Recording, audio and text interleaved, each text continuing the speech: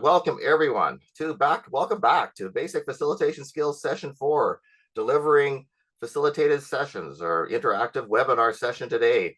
So it's really good to have everyone back again. And for those of you that are new, first time, welcome. My name is Scott Vaughn, co-facilitating with me in this Basic Facilitation Skills 4-session webinar series is Heather Nickel. We are both with the Community Development Unit of Alberta Arts, Culture, and Status of Women. We know that many of you have been with us for the past 3 sessions. Thank you for coming back. And those that are first timers, yes, very much welcome. A reminder that the final BFS session today is 2 hours. We'll be going till 12 o'clock, 12 noon. And so keep that in mind as you do your planning for this next couple hours. Heather and I, along with you, would like to take a moment to recognize that we are on the traditional ancestral homeland of many diverse people of Alberta, the First Nation, Métis, and Inuit, whose ancestors have walked and stewarded this land since time immemorial. We recognize our role as settlers on this land, and we're grateful to work, live, and learn on this traditional territory. We are located all across Alberta and acknowledge the land of many peoples, presently subject to Treaties 6, 7, and 8. This includes the Métis districts throughout the Alberta. We make this acknowledgement as an act of reconciliation and gratitude. As we've been throughout these sessions, we've been making you aware of other sessions and training opportunities that we have from our community development unit. Part of our goal of all of our webinars is for board members in nonprofit organizations to have the basic knowledge, skills, and tools to be successful. We realize again that some of you are not board members here today, and that's perfectly fine. But what we want you to be aware that the information, the concepts, and ideas are presented from a board member of a nonprofit organization perspective. Also, the information presented is aimed at an introductory level or as a refresher for board members to ensure they have the base level understandings of facilitation and the other board topic areas that you see on the screen. So you can see there's opportunities beyond the basic facilitation skills for a board development program where we take a look at the roles and responsibilities of board members along with other related things like financial responsibilities, risk management. You can see all the different topics that we cover on Wednesdays starting this next Wednesday, as well as the roles of series we have. In the winter, we're going to have the role of the board chair on January 28th, the role of the board treasurer on February 4th. There's a strategic thinking, strategic planning session on March 4th. We also have they're connected to this basic facilitation skills overall sessions that we're doing here. We also have lunch and learns where it's individual facilitation tools and techniques, which we're going to be talking a lot about a little later, but we have dedicated sessions that we have on, like you see the one on February 27th towards a SWOT analysis, a tool and technique, and also asset mapping on March 31st. So we wanted to be aware of all of those sessions. And if you want to register for any of those, just like you did for this session, we have the registration link in the chat box now. And if you want to keep kept up to date, because we often have new offerings coming at different times. So if you want to subscribe to our newsletter, you'll then receive twice a month, sometimes once a month, depending on the time of the year. You'll get updates on the sessions and opportunities that we have available from our units. So certainly we put that link into the chat box as well. We also wanted you to be aware of the amazing number of board-related self-directed online courses and video recordings we have that you can access via our Alberta Nonprofit Learning Center. So go in there, find a course you're looking for, or simply browse through the many options that are available in the Learning Center. And we got the Learning Center link into the chat box now as well. And here we are, again, as we said before, Heather and I are with the Community Development Unit of Alberta Arts, Culture, and Status of Women. In summary, our unit provides support for nonprofit community organizations, as well as public sector organizations in Alberta in the areas of board governance, strategic planning, organizational development, consultations, facilitation, and public participation. And you can reach us in many ways that you can see on the screen through a consult line, through email, again, even go through our website, and we have all of that information we'll put on the screen into the chat box right now too. Also, we're using automatic live captions for this session. So if you want to enable them, you'll find in the button in the menu at the bottom of your Zoom window. In the same place, you can also change the size of those captions by a slider that you see there. If you're connected by a smartphone or an iPad, your closed captions can be found in the meeting settings by clicking the More button. We'll be using the chat box lots for learnings and throughout the day. Feel free to put in your comments, observations. So certainly keep in mind, though, it's a public chat box intended for attaining your feedback, presenting information, teaching, and learning related to the topic. So please provide your thoughts and comments with that consideration. And since we're talking about the chat box now, and this only pertains to those of you that have somebody or somebody's with you here connected with you on a computer or laptop, please let us know how many. Again, if you have anybody not besides yourself that's with you watching it on your laptop, on a screen somewhere, please let us know how many are doing so. We've been asking this for the last few sessions. We want to find out, because we know that sometimes people are connected in many different ways. So if you have more than one watching from the screen that you're looking at, please let us know in the chat box right now. Put that number in the chat box. That would be great.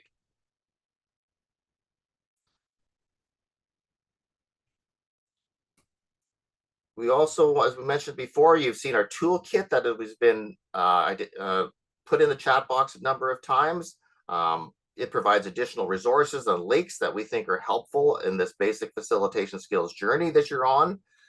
Included in the toolkit is a copy of all the slides we use in this presentation, as well as all the slides for the other basic facilitation skills series sessions. When you click on some of the resources in the toolkit, and especially the basic facilitation skills binder, if they don't come up immediately, just wait a bit. They'll eventually show up on your screen. Some are quite big, and that facilitation binder is bigger. So if you click on it, it doesn't come right away. It has a lot of the tools and techniques that we're going to be showing at the second half of the webinar today. So if you do want a quick look at those before we get into that area, now, you may want to pull that binder out now and have a peek at some of the things that are in that binder, because I think you'll find a lot of the things we talk about in the sessions over the last 4 days are also contained within that binder as well. Okay, we just also want to mention that these sessions are being recorded, and if suitable, we're going to publish them. So if you receive an email from Eventbrite to access them from the 4 sessions in a couple of weeks, then you'll also be able to have available those video recordings from these sessions.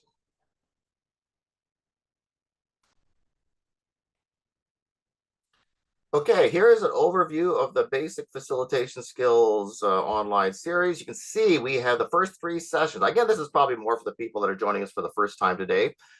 We've examined the role of the facilitator. That was our first last Friday. The last 2 days, Monday, Tuesday, we've been looking at designing and preparing for a facilitated session. Remember the importance of prep and design. That's why there's 2 sessions of that. Today, finally, we will conclude by spending some time looking at the actual delivery of facilitated sessions by discussing important aspects such as managing process, group dynamics, developing consensus, as well as becoming familiar with various facilitation techniques and tools to lead sessions. Keep in mind, it's basic facilitation skills training workshop, emphasis on the word basics. It's for people like yourselves that are in volunteer community positions, seeking to make your board staff, volunteer, and public engagement sessions more meaningful, or certainly help others in your community lead sessions in more of a facilitative way. The session is not aimed for training for professional facilitators or facilitators not associated with the nonprofit sector. Objectives of the session. You're going to learn all about verbal, nonverbal, how verbal and nonverbal communication plays a big part of successful delivery of the sessions. The ingredients to build consensus in a group we're going to be talking about. You're going to get familiar with group dynamics and helpful strategies to deal with difficult and challenging group situations. We'll be looking at icebreakers and energizers a little bit, and as also be familiar with various ways to record and capture information generated from facilitated discussions. And also, when I turn it over to Heather, she's going to be walking through you a number of facilitation tools and techniques to lead facilitated sessions. All right, with that, let's get going.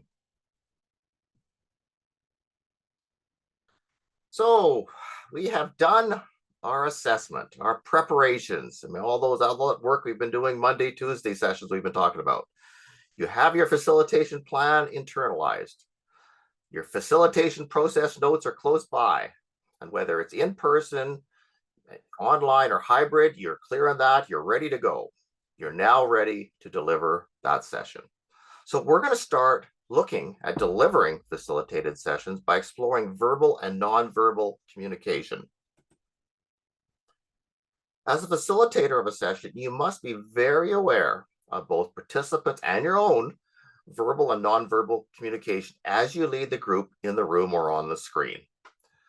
What a facilitator says verbally can really influence the group in many ways. Also, a facilitator influences the group by what they do non-verbally too. So we must learn appropriate, helpful, verbal and non-verbal communication techniques and practices and minimize those verbal and non-verbal messages that hinder group work. So a facilitator being intentional and very mindful of what they say and do will further contribute to having the meaningful conversations that we want to have on the topic areas that we've been asked to lead. This is especially important with culturally diverse groups you're leading, but it doesn't end there. A good facilitator is also actively observing, interpreting, and making decisions from the verbal and nonverbal communication and messages that you hear from the participants. So let's explore this further by identifying what some of these verbal and nonverbal communication techniques are by starting with a chat box exercise. So I'd like you to identify what are some of the verbal things that facilitators say to create opportunity for participation. We'll also do the nonverbal side coming up, but right now I'd like to hear from you. What are some of the verbal things that facilitators say to create opportunity for participation? So put your responses to this question in the chat box now. Yeah, ask a question. I'd like to hear from everyone. Open-ended questions, yes, very much coming from some of our discussions yesterday. I would love to hear your thoughts. Not saying anything and waiting, yes. Sometimes that silence part we'll be talking about that. Having something they want to share. Tell me a little more about, yeah. Asking questions. Feel free to use the chat box. Yes, those are good. Those are good examples. There are no wrong answers. Can you tell me more? Encourage silent participation to speak, share thoughts. Yes. This is an open space for you to share. Yeah, these are really good. Some of the wordings we can learn from each other. I think we can really capture the chat box. And I think take note of how we word things as facilitators. Modeling or demonstrating the activity. Yes. Can be very, very important. Writing on a whiteboard. There are no wrong answers. Could you explain that? Yeah. All super examples of that. Okay. Good stuff there. It's somewhere we're going to kind of group into different areas. So that's what I'm going to speak to right now. We're talking about verbal facilitation techniques. The first one is, like you said in the chat box, many of you did, asking question. First verbal facilitation technique, and it should be very familiar now to us from attending our previous basic facilitation skills session. Yesterday, we were all over questions, weren't we? So questions, yeah, are a key facilitator's tool. It's certainly, we're not going to spend a lot of time talking about questions here because we spent so much time yesterday, but certainly be aware that they are a key verbal facilitation technique that you have as a facilitator, and you do a lot of work around questions. Even your pre-work around questions is really important. And then, of course, you ask them right at the delivery of your session. Okay, this is where I saw some of this being discussed in the chat box, probing. It's used to find out more information to keep the group talking, especially useful when the group is using generalizations. You want to probe for a deeper understanding to improve that quality and the depth of discussion. As you can be careful not to probe too much or people feel uncomfortable, but certainly here are some examples of probing that you might do. Why is that? Tell me more about it. What makes you think so? Can you be more specific? Give us an example. All good examples of probing questions you can ask. You certainly, on your feet, the art of facilitation, you're in the room, you just know when these are good questions to really probe a little deeper to get more meaningful conversations with the group that you're leading. Paraphrasing, another key verbal facilitation tool that you have. This is restating in your own words what the participant said. You use it to check the understanding with the speaker and help them clarify a point. You're not doing it to try to improve upon the speaker words or change their point. That's very important. You can also, here's another thing I really like about paraphrasing is it can also help slow down the conversation to make sure everyone is hearing the key points that are being made by your participant speaker. Some examples of paraphrasing might include, let me see if I understand what you're saying. And then you could say some of the things that they just said. I think I hear several points we may want to capture here. First, I heard you say this. Is that right? Then I heard you say that. Did I get that right? So you can see how paraphrasing can then get you really into a little deeper, meaningful conversation. Also, another area, redirecting questions and comments. Often because you're the person at the front of the room or in front of the screen, people try to get you to state an opinion or give your advice, right off the bat. This is not the role of a facilitator. You want the focus of the discussion to remain with the group. It's very easy, you as a facilitator, being in the front of the room or the front of the screen to influence the group. You don't want to be doing that. So some potential ways to deal with this, you could say, well, what do others in the group think about that? I'd like to toss that question back out to you, to the group. I'll provide my thoughts at the end, but I really want to hear from all of you first. So some examples of redirecting questions and comments. Referencing back. Again, we'll talk about active listening in the next part here, but referencing back takes the active listening skill along with it, but referencing back is powerful. Referencing back to something a group member said earlier in the discussion. You use this to tie group members' ideas together and enhance discussion. It certainly demonstrates that you're listening to all the ideas and giving credit to everyone's thoughts. Some examples of referencing back technique might include, this might relate to something that Jim said earlier. Wow, that sure sounds like an idea that the team would put forward before the break. Now, how do these ideas work together? Verbal facilitation technique, giving positive reinforcement, pretty straightforward. You're encouraging people to take risks, put forward their ideas, get people out of their comfort zone, stimulating discussion. Examples of that is, good, let's write that idea down. Thank you for pointing that out. We've all been working so hard today. Let's take a well-earned break. And again, you can tie it even to a group positive reinforcement.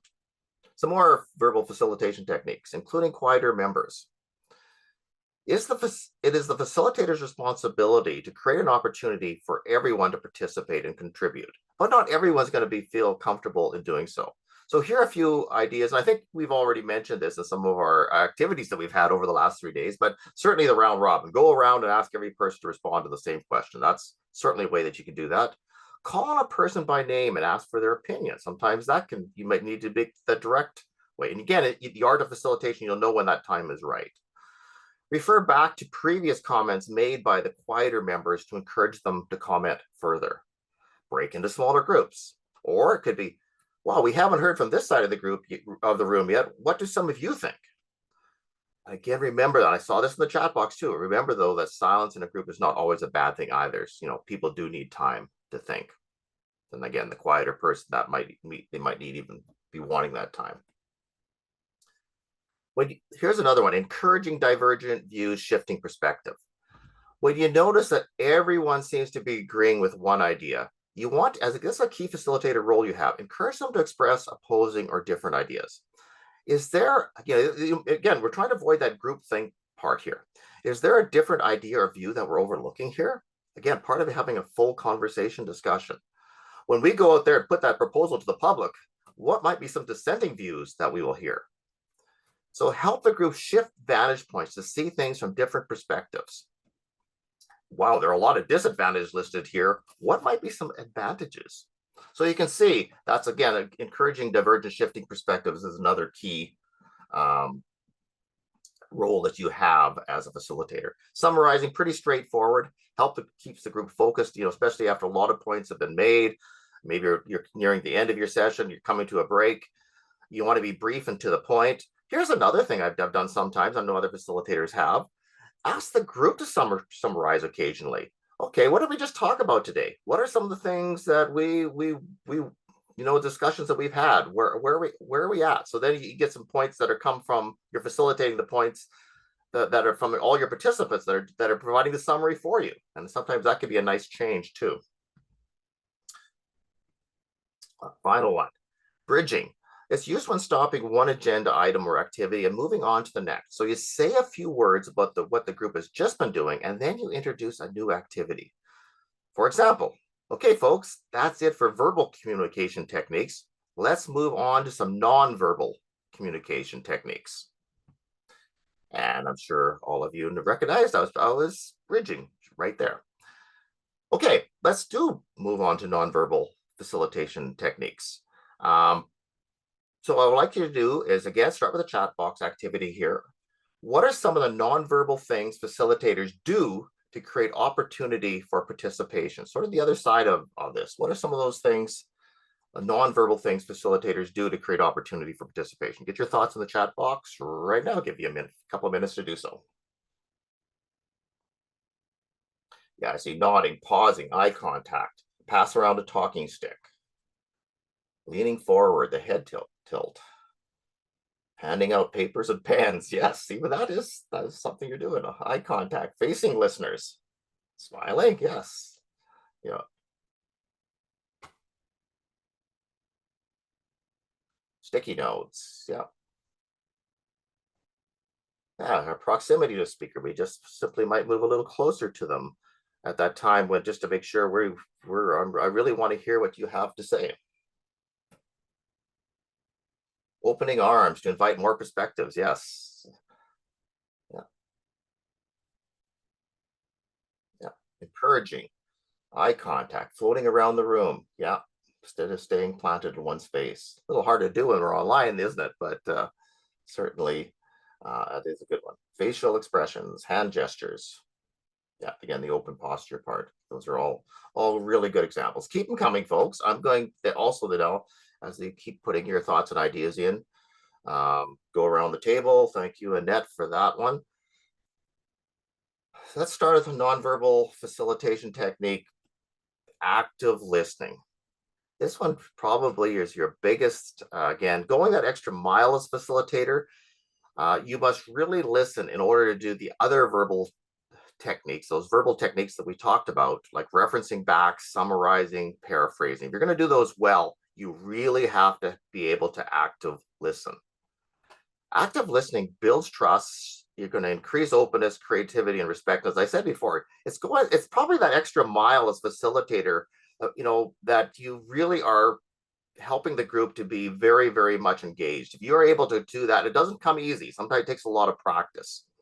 The tension of active listening is you're trying to fully understand what the participant is saying. You're listening to both verbal and nonverbal messages. You're listening without judging. You're remaining fully attentive. You're focusing on the message.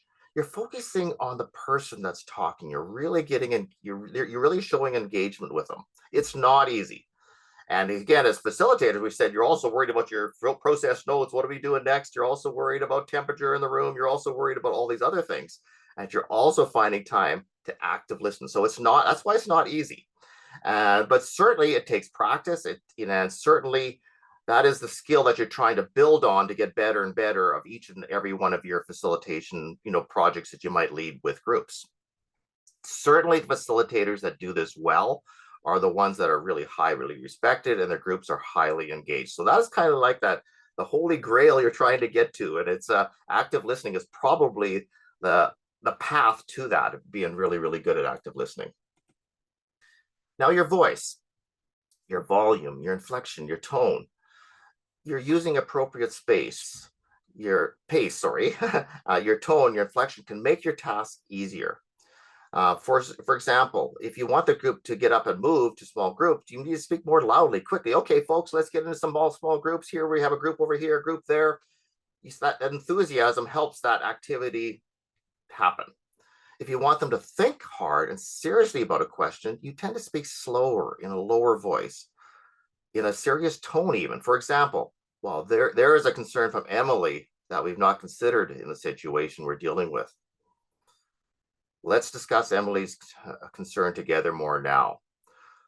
Also, if you tend to be monotone, you need to find ways to stretch yourself in your voice appropriately during a facilitated session. Eye contact. Again, I saw lots of these in the chat box. Certainly, it very much shows you're listening, paying attention. It also helps remember what people said. Also, you do need to be sensitive to some cultures and how they view eye contact. But then again, you would have done your due diligence ahead of time, knowing that part.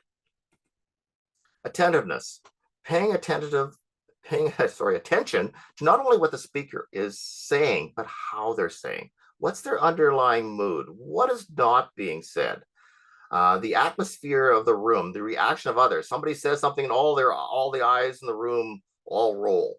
There's something there.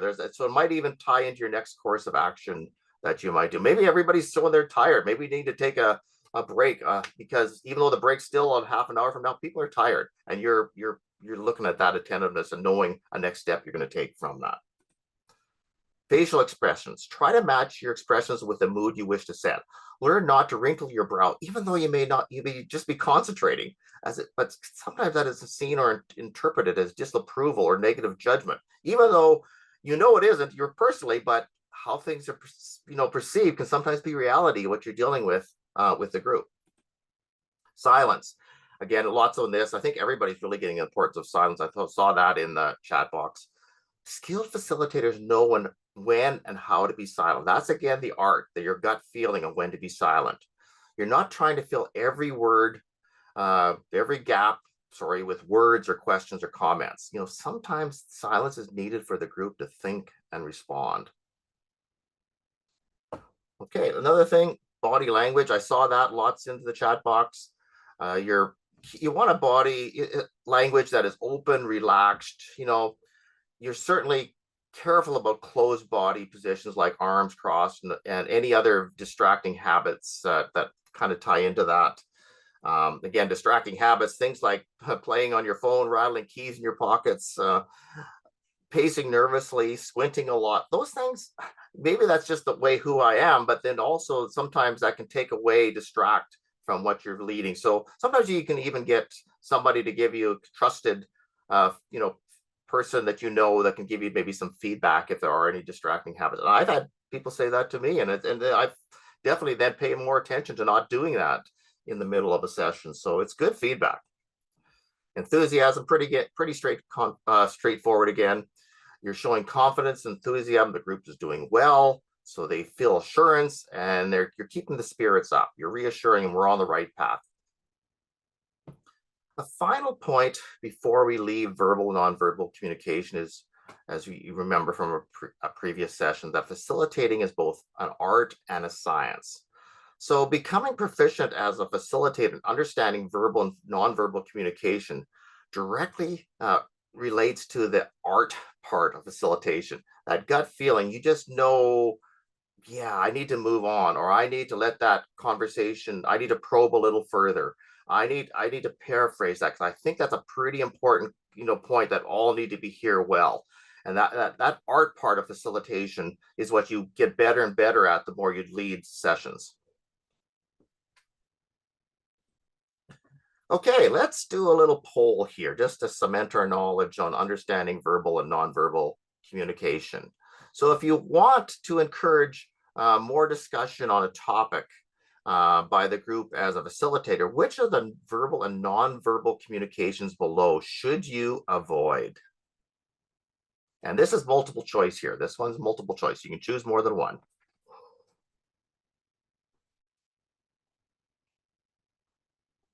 And you might have to scroll down to see all the choices. Make sure you scroll down to see all the choices.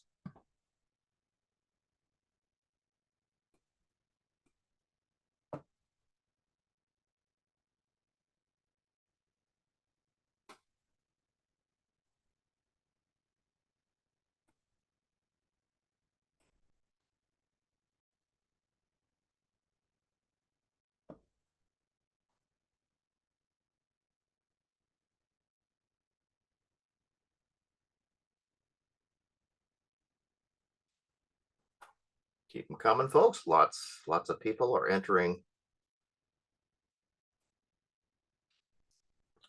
Their thoughts?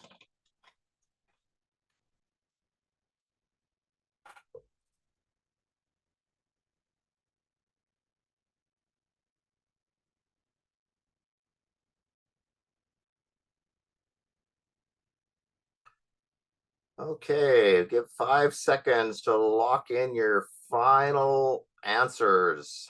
Again, it's multiple choice, so you can choose more than one.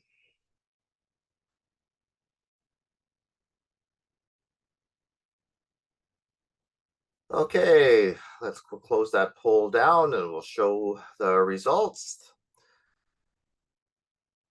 Yeah, and poll one, probing, referencing back, paraphrasing, and showing enthusiasm are all important verbal and nonverbal techniques to encourage more participant discussion and even dig deeper into participants' thoughts and perspectives. The other two definitely run the risk of having less participant engagement, and I think you've heard some of the conversations as we led into this in the content just before this section on why. Okay, let's pull up the second poll now. Oh, there's the sharing the results. There it is. Okay, you can see, most of you chose the wrinkling your brow and monotone voice delivery as the correct answers of things you don't want to do. Okay, let's pull up poll two now. Okay, which statement is correct? From what we learned in this verbal and nonverbal communication section, which statement is correct? And now this is just a single choice. Again, scroll down if you can't see all the choices in where you're at, but which statement would you say is not correct from what we just learned in this section? Sorry, which statement is correct? Yeah, just from what we learned in this verbal, nonverbal communication section, which statement is correct?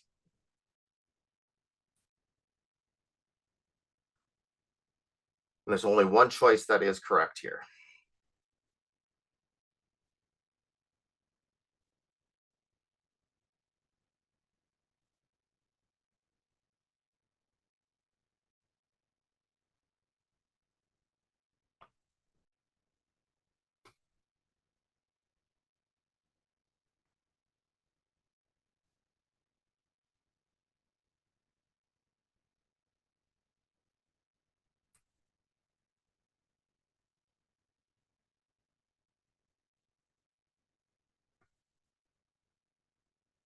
Lots coming in. Keep them coming in, folks.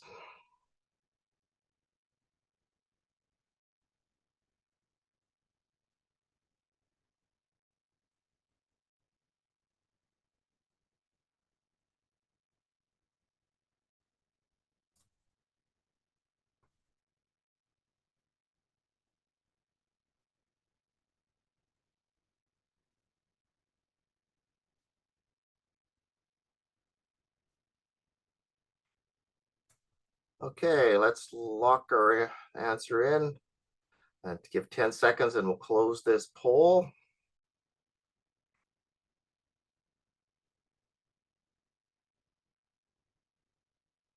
Oh,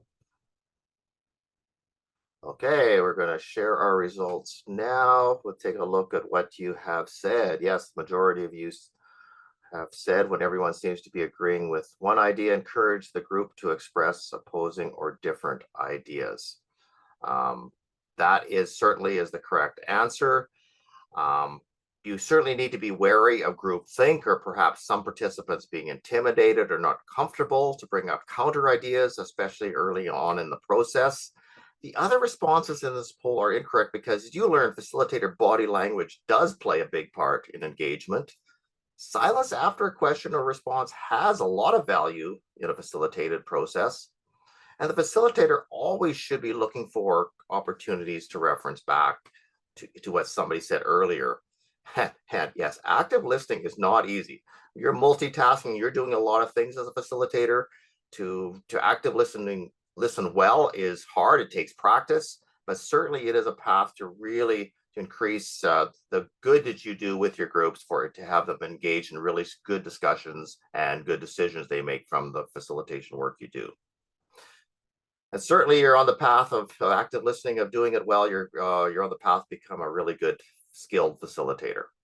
Okay, I am now going to we're going to move into another whole area We're going to talk about building consensus. Another part of being a leader in a not-for-profit group or a facilitator is that you're often helping a group build consensus, certainly on important decisions, on complex issues, complex challenge, or and certainly where you need a direction, the group needs a direction to move forward that needs to be clarified, that has the input and consensus of all.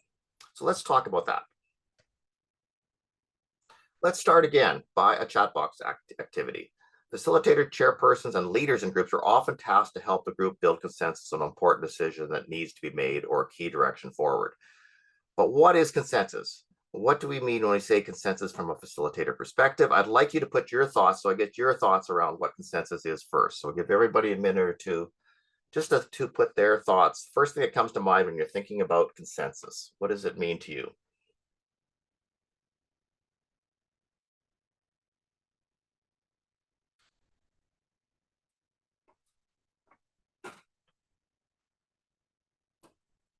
Saying agreement, buy-in, on the same page, moving forward together. Yeah, common understanding, shared understanding. Everybody is relatively happy with the decision and some compromises were made. Everybody can support it. Acceptance, overall agreement. Willingness to accept a direction. I see one in the chat box. Yeah, well, multiple perspectives heard, with a shared direction for moving forward together. Yeah, that's a nice way of putting it all together. A decision that everyone is seeing acceptable. Able to move forward, even if not everyone agrees. Remember that one. To find out what people are thinking. Yeah. A common decision after all points have been noted and included. Yeah. Mutual understanding in a group. Yeah. Consensus is a process. Yes, you are very much a facilitator. You're going to be leading that process. All right.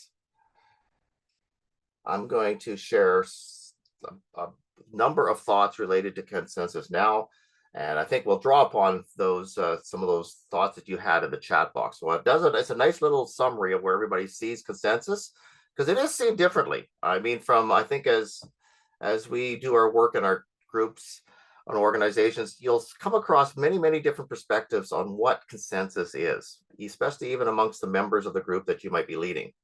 So what is it? Now, and we're going to see it from what does you as facilitator need to know around consensus? So we asked our own facilitators in our unit this question, and along with supporting literature, this is what some key common pieces as you as a facilitator need to know. Consensus is a spectrum of support. It's probably good. Keep that thought in mind, spectrum of support. It does not necessarily mean total agreement. It's not a binary concept either, meaning it's not simply yes or no, or agree or disagree. If you go down those paths, you're going to struggle with this if you think it is. It has dimensions of agreement, a spectrum of support. Individuals can agree, but may still have challenges with the decision or details related to the decision. That's really important as a facilitator to be clear on. It's going to help you be able to do the work in this area. As a facilitator, understanding consensus is a spectrum of support will help you know there's light at the end of the tunnel versus frustration trying to achieve complete 100% participant agreement on difficult and challenging issues and societal concerns where there just might not be possible. So the next points of what is consensus is going to illuminate the spectrum of support concept. Getting to a decision where everybody can live with the results and support the direction moving forward. I can live with a decision, I support it, although I may not agree with every detail related to it. A really important concept, the way as a facilitator, you need to look at it and even help your group see it that way too. Consensus is about seeking buy-in so everyone is committed to moving forward. The facilitation process of building consensus lends itself to participant buy into the decision and seeing that the decision is implemented. Consensus can mean different things in different contexts. It can mean different things. Here are some examples of this. Consensus building in a conflict situation will look different as compared to deciding organization priorities for the year. Consensus building will look different in emergency situations versus deciding whether to merge or amalgamate your organization with another or more organization. Therefore, the context of the situation plays a big part in what consensus means for the group. In fact, an important part of good consensus building for a facilitator is working with the group beforehand to determine what consensus will look like when achieved in the context of the challenge or task at hand that you're working on with that group. Board chair leaders of nonprofit groups, you often have to build consensus on difficult and complex topics with your board and organization. So spending some time with your board beforehand to determine what consensus will look like on the issue before beginning discussions on the issue will serve you well. Cannot emphasize that enough. Peter DeVos, who used to work with us and does a lot of consensus building facilitation work in this area, noted from his experience facilitating of the value and how important consensus building is reflecting democratic and participatory principles we hold dearly in our society. So you're working to build consensus on difficult, challenging issues in our communities, in our organizations. You're doing very, very important work. Therefore, we can take from Peter's message as facilitators, board chairs, leaders in group, how important consensus building work is to the groups we work with and our society. So remind yourself that you're doing good work when you're in this space, albeit very, very difficult. So when is it appropriate? When we have to build consensus? When do we embark on that process? So as a facilitator, make sure you choose to use it wisely. All of the points on the slide highlight that consensus building approach is best when the group is needed to make difficult decisions, there's clear direction forward needed, that the decisions and or clear direction forward is important because there are higher stakes at play, and the group needs to take collective action and will need everyone's understanding and support to do so in all stages of the implementation. Because now you're even thinking of consensus. We need to get this consensus together. So once we make a decision, we can implement it too. So embarking on a formal consensus building approach on something that more than likely has a simple solution or where there are hardened lines in the sand or major philosophical differences in participant perspectives is best left for other decision-making processes. As a facilitator beforehand, make sure that everyone in the group agrees there is value in finding a solution, making a decision on the challenge or task at hand before going down a consensus building path together. That is, again, another important thing as a facilitator. You might have to do a lot of work beforehand to make sure that is clear. And this leads us to the next slide of some things as a facilitator you need to consider before jumping into the actual facilitation space for building consensus. You need to ensure the purpose and context of consensus building project is clear. Surprise, surprise. We've been talking lots about this even for any type of project you're leading, but certainly especially important for consensus building ones. You know, as we said before about context, work with the group to ensure everyone is clear what consensus is and will look like when achieved for the specific project or group or task that you're working with the group. Again, surprise, surprise, we talked about this again earlier in the prep and planning, determine what is going to be in scope and out of scope. It's really important for building consensus projects. It's amazing how people can bring other things into the mix that don't need to be there. You need to make sure it's tight to the issue or the challenge that needs the consensus building facilitation around. If nothing is more frustrating for your own group or for the facilitators when participants continually bring forward non-related issues. So spending time with the contact and the group beforehand, identifying what's going to be in scope and out of scope in this upcoming consensus building discussion is critical. You also need to know how well the group knows and trusts each other. Just again, critical for consensus building. If participants don't know each other and don't have respectful relationships with each other, trying to build consensus is really hard. And you're probably just banging your head against the wall. It's not going to happen, and much more challenging at least. You may have to include some additional processes or opportunities for participants to become comfortable with each other, especially in the early stages of the consensus building project. And again, you'll hear from Heather of some other tools and techniques for people to get to know each other better that you might have to do before you get into the hardcore consensus building facilitation part that you might be leading with them.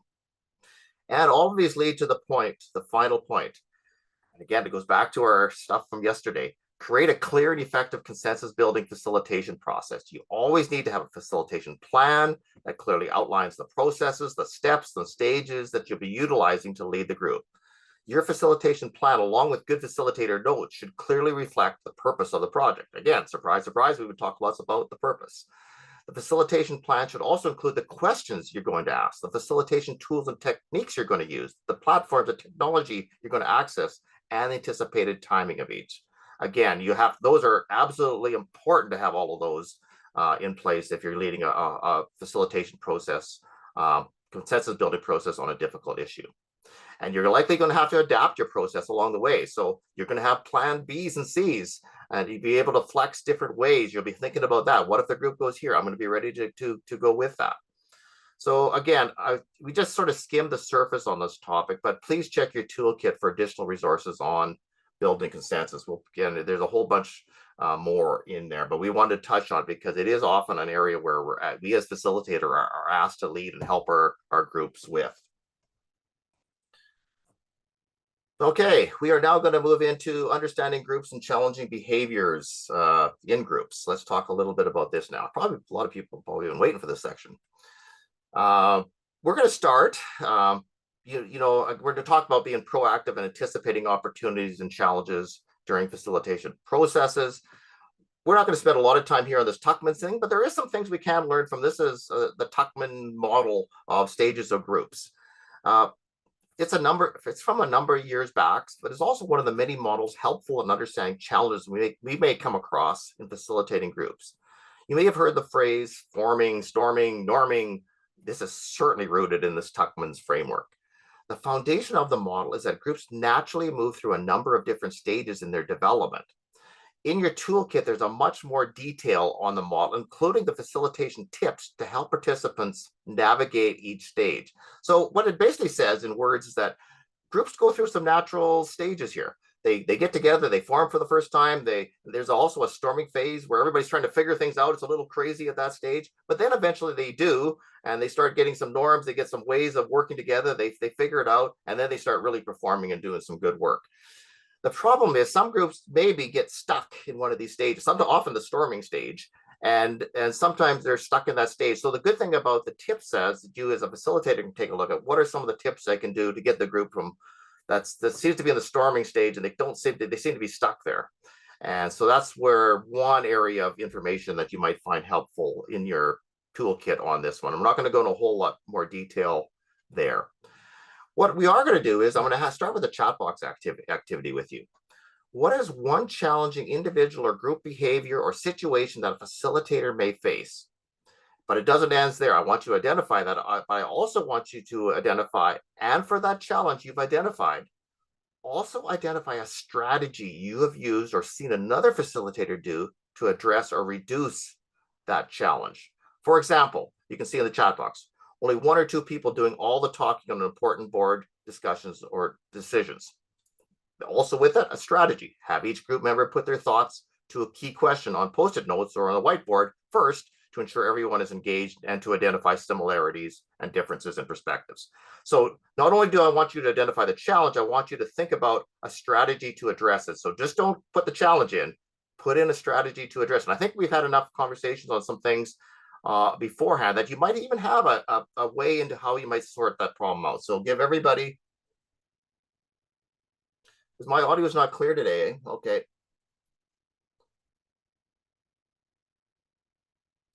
Okay, it's okay. I think my audio is good. I'm just seeing some conversations about my, okay, perfect. Okay. Hopefully my audio is getting through, but I hope, and also let's see by your responses in the chat box right now, what is one challenging individual or group behavior or situation that a facilitator may face, and also identify a strategy that you might use to address it. Give everybody a minute to do that right now.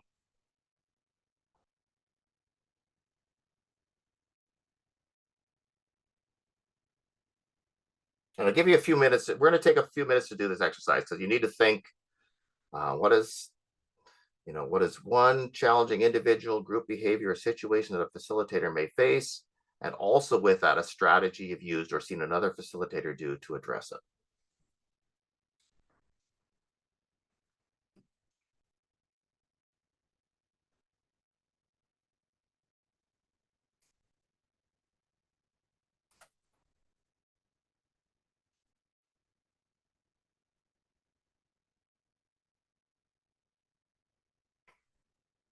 Yeah, Candy mentioned one person take it all up all the time.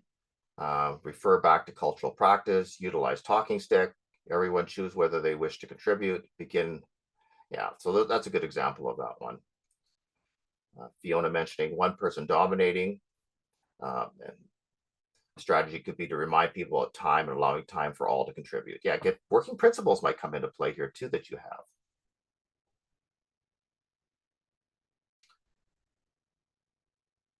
Conflicting, Aline has conflicting ideas on how to resolve a condition or event. When conversation starts to escalate, or have a pause, take a pause at a time. Yes, sometimes an unintentional, unplanned break can sometimes be very, very valuable.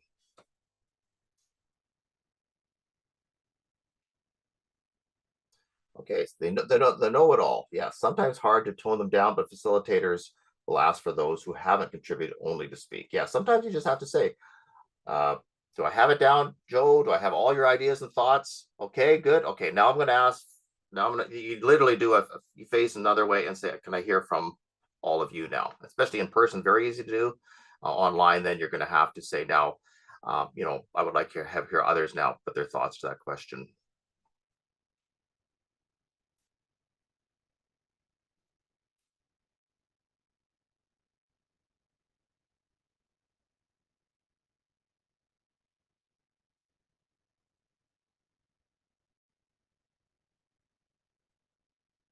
Yeah, Phil has an interesting one there. Individuals having different working styles that may conflict with each other, having each person in the group go through a personality assessment and debrief with all and talk about how these people's perspectives are formed, influenced based on their lived experiences. So sometimes, sometimes even that prep work, you might even have to do some. Remember, I said sometimes you need to do some things even before you actually get to that big consensus building conversation you're having. Is sometimes what Phil has identified, there might be some of the pre work that you might do to have everybody in the right understanding of each other. So when you deal with a challenging concern or topic or discussion, you already have some understandings together, group understandings of working together. Keep them coming, folks.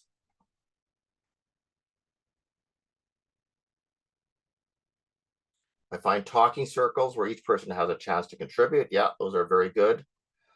Challenge an elephant in the room that no one is talking about, but as a facilitator, I can feel that is there. At the time, I didn't know what to do. I just gave it space. It comes out later. Reflecting on it afterwards, I could have asked the ED about it at break. Yeah, there's again sometimes talking one to one with people at that particular time on that topic at a break can be very, very helpful to get that person back on track. Oversharing, asking participants to not discuss personal information, to keep it to sharing takeaways only from personal experience. Yeah. Yeah, group members being stuck in old situations or unwilling to try something because of past experience. Acknowledge the past experience and discuss how you can draw on the situation and learn while moving forward with an approach. Yeah, sometimes we have to acknowledge that past experience. They want to share it. Okay, well, what can we take from our past experience that we can bring into this new situation we're dealing with? It's taken that something where they're at, but then try to moving it forward so we're not stuck in the past only. We need that information. It's just, we can learn from it, but our conversation is what are we going to do down the road? What decision do we have to make? So somehow you have to make that link to the forward part. Okay, lots of good thoughts. Keep them coming in there. I'm not going to go through them all. I think it's helping us think, though, of the different challenges that are out there and the different, this is always a very heavy part of the workshop. I'm going to first of all, I'm going to give some general things that you can do in the situations. I want you to be aware, and we're going to put the links in the chat box here too. There's a lot of different situations you identified in the chat box. I can't go over through every situation and here's what to do in that situation. Fortunately, there's a really good book out there. We don't, and we have a pathway to either get that book on Amazon or through your library, wherever it might be. It's called Facilitator at a Glance by Ingrid Benson. You'll see on pages 127 to 153 of that book. There are a number of strategies related to addressing all those challenges you identified in the chat box. And we'll put that link into the chat box. Yeah, there it is. Thank you. Heather, and that's a great resource of, getting on specific challenges, how you might address them as they come up. I'm going to talk to you, though, about some general things that probably might, in a lot of cases, prevent them from coming up, period, because you've done some homework on them. And this is where I'm going to talk right now about a little bit of conversation around. One of the things you need to do is reaffirm the purpose and outcomes and the focus on the agenda. Uh, Certainly as facilitator, you have now, as we learned from our previous sessions, you're going to have a clear purpose for the session. You're going to have clear outcomes for the session. You're going to have a clear agenda for the session. So, and participants know all these. So if the things start going off track, you now have something to pull them back. You have a very visually, the purpose, outcomes, the agenda there, saying how is the conversation now? It seems like we're moving, from what we're here for today. So that is one thing. You have that leverage to bring people back. Along with that, for the same reasons, is why you have working principles and guidelines. You make sure they're there at the start. You make sure they've been developed before the session begins, and you reaffirm as needed throughout, or you bring people back there. All groups should have a set of working principles for working together beforehand. And again, in your toolkit, there's an example of that. So that is that's why we spend so much time in those other sessions of making sure you have these, because it's amazing if you have even these first 2 points really, really strong, and some work that you've done with the group beforehand, you're already in a really good place for that session to go well. But there are some other little things that can be helpful too. Strive for understanding of perspectives. Remember the active listening part we just talked about? If you're spending a lot of time in front of the group connecting thoughts and ideas and names, that people are feeling their names are being said, if everyone feels their thoughts are being heard, you're already taking a lot of confrontation away from the group. Remember the referencing back technique and the verbal communication techniques. You're able to connect thoughts somebody said before, somebody said it now. Already the participants are seeing, wow, this person really is hearing us. And it's amazing once thinking is in the room that you're doing that, things go really, really well. Here's one to think about, and this one kind of ties to the ORID a little bit we had yesterday. One of the key things you're doing, and if people see you're doing this well, they're really on your side. You're moving groups from initial emotional reactions to rational, well thought out directions and decisions. What is best for the group in the long run? You're moving people from, yes, we're getting the facts, the thoughts, the ideas from the situation. We're spending some time how everybody feels about it. People are able to provide their emotions, their thoughts to it. What did I like? What did I dislike? Then you're moving into what are the implications? What is the significance of this? And then you have a question around, what are we going to do? What are the options to go forward? If people see you are doing that, you're leading the group that way, you already have a lot of things going. People say, I know we're having a difficult conversation now, but I know we're not going to get stuck. I know we're going to move forward. And I think that's a really good part of that point. Really watch the yeah, but discussions. You want to channel positive energy and idea momentum. I really can't emphasize this idea momentum. And so a group starts saying a lot of yeah, but you need to move them to saying yeah, and. Yeah, buts tend to minimize and refute what another person just said. You do not want this happening. Perhaps even in working principles, you might even have that point to say in this discussion we're coming up, there's no yeah buts, it's always yeah and we even had to do that with our own staff meeting one time, and boy, it sure made a difference when we started doing the yeah and working principle that was put in there. The next 4 steps are pretty straightforward. I even saw in your chat box some of them speaking to them, taking a short break. It was one of them I saw, that speaking with a disruptive individual one-on-one, always great strategies. The last one I do want to speak to, though, is be proactive. You minimize many concerns by having a well thought out facilitation process in advance, which includes doing your due diligence with the group beforehand. And I can't emphasize that enough. Okay, so sometimes I noticed somebody talked about the elephant in the room in the chat box. We need to help the group identify the root causes that underlie the issues and challenges that we're facing and prevent them from working together to achieve their shared goals and outcomes. Often the elephant in the room is known silently by all. I saw that in the chat box, but for various reasons, the group may not feel comfortable verbally, outwardly in identifying it. So what are some possible root causes of some of those dysfunctional board teams. Often it ties to a lack of trust. There's a fear of conflict, lack of commitment, avoidance of accountability, inattention to results. For example, let's say a group silently knows that the biggest obstacle they face, they fail to carry out or move forward anything they decide. In other words, they're great at talking and identifying actions, but as an individual group members and the group as a whole, they often fail to actually carry out those actions decided together. The results in mounting frustration within the group. All the great facilitation in the world means nothing if the group is not committed to doing the work that gets decided from the facilitative effort. So if you as a board chair or a facilitator see this happening, you need to bring it forward for discussion with the group. You need to be willing to go into that elephant in the room. You need to try to help them bring out the root cause that's going to bring out that underlying challenges affecting the group's work and success. Here's how you might be able to do it in this particular example. Perhaps delivering a message in a calm way that says, help me understand how if we continue not to do the work we said we're going to do between meetings, that's going to help us move forward and meet our goals and outcomes as a group. You might even say further, seems like we need to address that issue first before we can tackle anything. So addressing root causes can help the group build a strong team, and it's certainly going to be able to move forward and maybe to address some of those other issues you have to deal with, but sometimes you have to go down to the root cause of some things to be able to get there. I did say, I like one of the things Fiona said, instead of saying, yeah, but we're talking about those ones before, that's a good point. I'd like to add to build on that. Love it. That's a good example.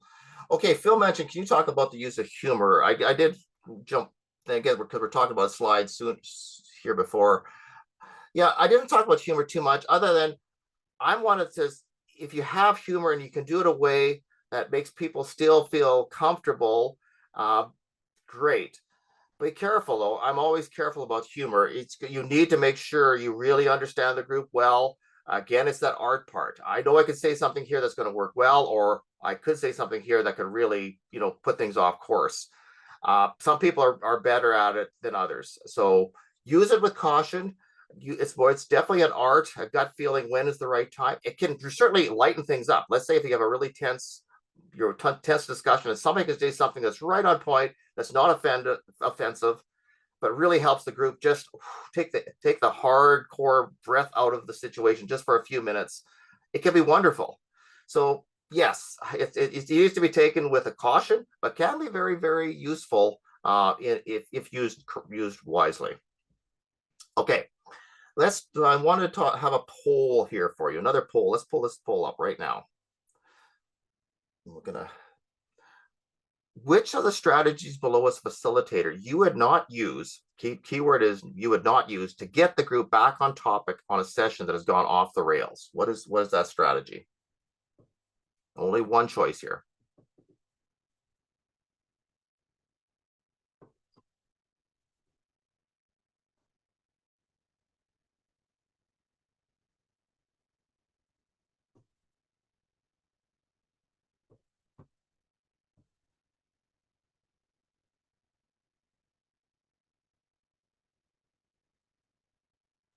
Coming in fast and furious, folks. That's great.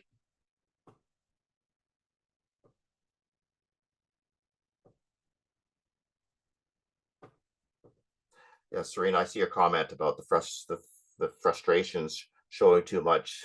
Yeah, you've definitely, you need to be, like that duck thing is, where the duck is calm on the top of the water, but paddling like crazy underneath. I think that's something visual I often think about as facilitator of what we do, how we do it, because we know there's a lot going on. We're multitasking all the time, but we're showing a pretty calm demeanor up front. Yeah, thank you, Heather.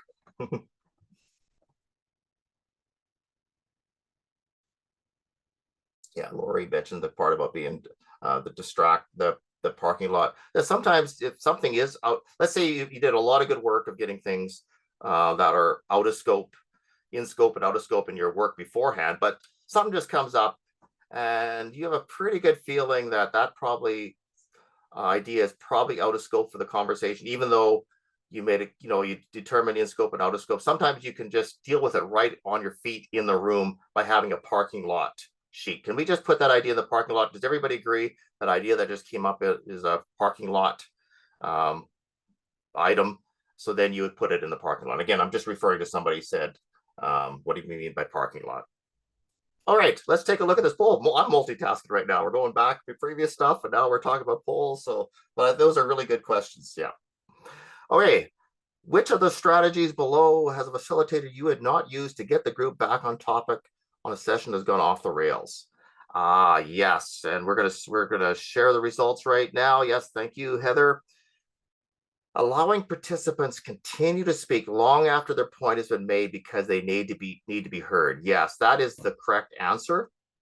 Uh, Certainly, if I've ever seen situations where things start going a little crazy in facilitation, is somehow the facilitator is allowing this to happen, and you can see the eyes rolling for the participants that are in the room, and it's often not great. Now, in certain cultures, you need to be aware of this, though, especially Indigenous cultures. You need to be aware as the facilitator, elders speaking, ensuring you give them all the time they need. This is an important consideration and expected that you will do when facilitating in that community. But you'll know this because you've done your pre-planning prep well, right? Yeah. So that's it. So now let's spend a little bit of time on icebreakers and energizers and their part of facilitated discussion. Let's do that. Why do we need to consider having icebreakers and energizers as part of a facilitated session?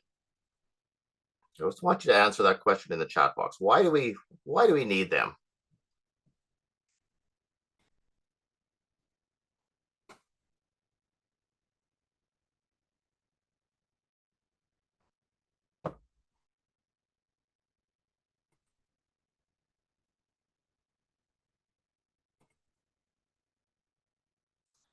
Yeah, create a positive energy, space, helping people feel comfortable, engaging the learners with interest, relaxing people. Yeah, they can build open lines to communicate, participants more comfortable, connect learners, icebreakers, get people comfortable with each other, welcoming environment.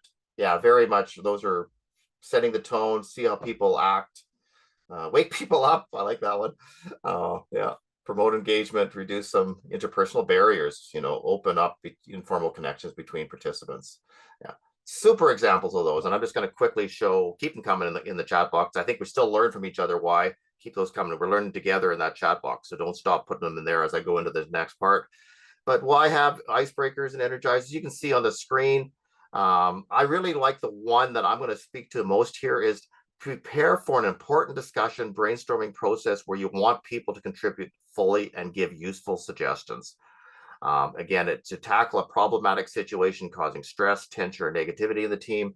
But certainly, I like that one to prepare for an important discussion brainstorming process. I think that's probably um, they're all really good reasons, but that's one that's probably you might not see as initially as much, but it's certainly what you're doing when you're doing that. Here are some considerations for icebreakers and energize. Again, just like you have clear purpose for everything you're doing, you're having a clear purpose for why you're using that icebreaker.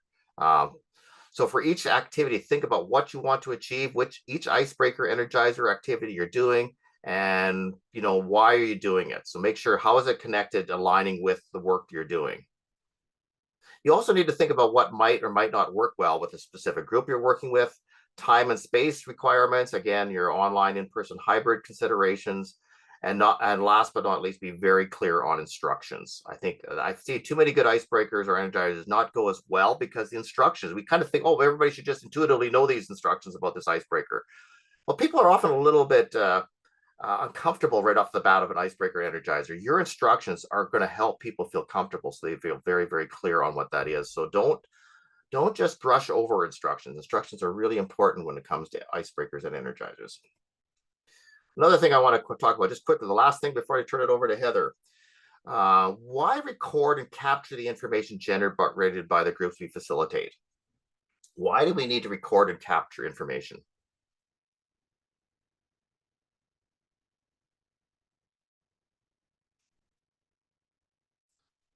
Give everybody a minute or two to put your thoughts in the chat box right now.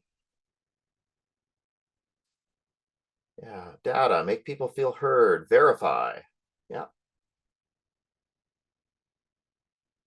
to let everyone see their voice has been heard. Remind things, the reminder parts. Tangible evidence of the group's efforts. I like it. Have an accurate record of the discussion. Yeah. Come back to us. Yeah, you're gonna have to come back to that information to a later date. You don't do all that hard work and no, nothing was captured. Yeah, that has happened, by the way. So the facilitator can refer back to the point made. Yeah, that's for you too. Yeah, you can take a look. Sometimes you have, especially if you're lucky enough to be in person, where your ideas are on a wall that people have put, and there's flip charts there. You can refer to that point and bring it back. Part of your referencing back, piece, you can do it. So sometimes even that can be really, really helpful, even for your facilitation later on in the day. Create next steps, satisfy funders, learning process, reporting to funders. Yeah, keep them coming, folks. I'm going to put in a couple ideas here from our end, and you can compare them. You can see it. You can see what's on the top of the slide. Why you need to record. On the why they're there. But I like actually there's more reasons to to visually to record. And I really like to talking about the visually recording of ideas. And this is where I really want to spend some time. By visually recording ideas, whether it's you or you're getting some help by a recorder, it assures participants that their ideas and points have been heard. So when brainstorming, you having ideas in front of everyone, it's going to help encourage more ideas. That's why the affinity process works with cards and dots, because people see a few ideas, they add more ideas. It just starts stimulating our brains. You get more ideas than you would have ever imagined as a result of that. It keeps participants focused, working together. Participants are less likely to repeat themselves if they see their words in front of them. That's another good reason for recording, and it certainly shows progress. So I'm not going to say anything more about capturing recording information, but certainly recommend you check your toolkit, because there's a whole bunch more on that in your toolkit. I am going to turn it over to Heather for the final part of the day. And she's going to, again, we're moving into the tools, techniques area. So Heather, I'm going to turn it over to you now. And I think you're going to get this little section, you're going to learn a lot about things you can choose for leading the group through. Over to you, Heather. Okay, coming. Let's just get my screen set up here. I'm remembering to share the correct screen today, you guys. So that's my takeaway from this set.